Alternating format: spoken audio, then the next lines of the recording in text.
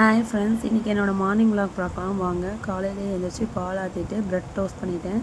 ரெண்டையும் ரெடி பண்ணி ஹஸ்பண்டுக்கு கொடுத்தாச்சு. இன்றைக்கி என்னோடய லன்ச் ரெசிபி என்ன ரெடி பண்ணலான்னு பார்க்கலாம் வாங்க.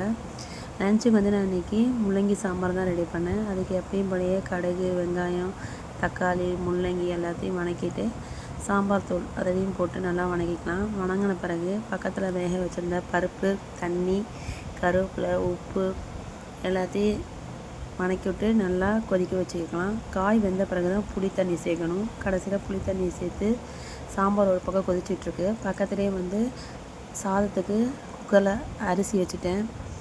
அரிசி வச்சுட்டு அதுலேயும் தண்ணி ஊற்றி குக்கர் விசில் போட்டு விட்டேன்.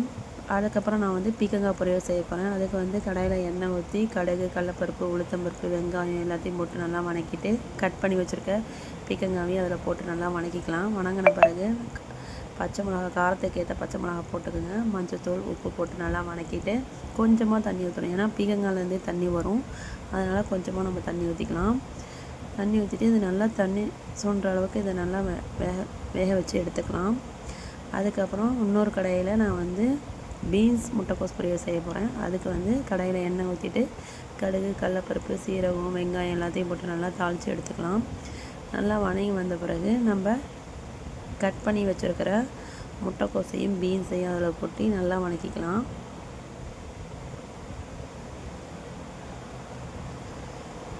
இந்த பொரியலுக்கு தேவையான மஞ்சள்தூள், மிளகாத்தூள், உப்பு எல்லாத்தையும் போட்டு நல்லா ஒரு வணக்கிட்டு பிறகு இந்த காய் வேகத்துக்கு தேவையான தண்ணி நான் ஊற்றி வச்சுக்கிறேன். ஊற்றி வச்சுட்டு 2 காயும் நல்லா வணங்கிருச்சு. கடைசியில் தேங்காய் பூ தூவி இறக்கி வச்சுக்கலாம். பீக்கங்காயும் ஒரு பக்கம் ரெடி ஆயிடுச்சு. அதே மாதிரி முட்டைக்கோஸ் பீன்ஸ் பொரியலும் ரெடி ஆயிடுச்சு. இந்தமாதிரி ஹஸ்பண்டுக்கும் லன்ச் பேக் பண்ணி முன்னாடி கட்டி கொடுத்துட்டேன். இதுதான் ஃப்ரெண்ட்ஸ் என்னோடய மார்னிங் vlog. பாய்.